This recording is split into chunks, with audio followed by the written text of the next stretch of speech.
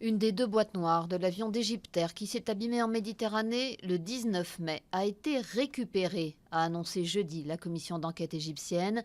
Les enquêteurs vont pouvoir travailler sur l'enregistreur de voix du cockpit. À une semaine du référendum sur l'avenir du Royaume-Uni au sein de l'Union européenne, 2 sondages donnent le scénario d'un Brexit gagnant. Tandis que les pro-Brexit se frottent les mains, l'Europe s'inquiète. Angela Merkel a lancé un avertissement aux Anglais jeudi. En cas de Brexit, les Britanniques ne bénéficieraient plus des avantages de l'UE et seraient considérés comme un pays tiers, a déclaré la chancelière allemande.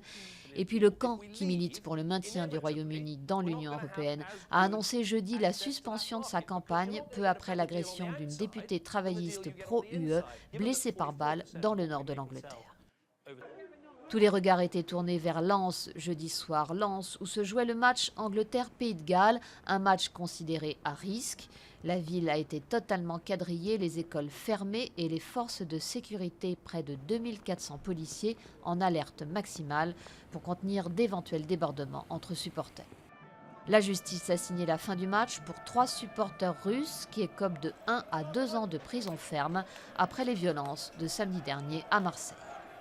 Émotion et recueillement à Magnanville jeudi. 2500 policiers, gendarmes et anonymes se sont rendus dans le silence au domicile de Jean-Baptiste Salvin et de sa compagne Jessica Schneider, tués lundi dans une attaque djihadiste chez eux. Un nouvel hommage national est prévu vendredi à la préfecture des Yvelines en présence de François Hollande, Manuel Valls et Bernard Cazeneuve.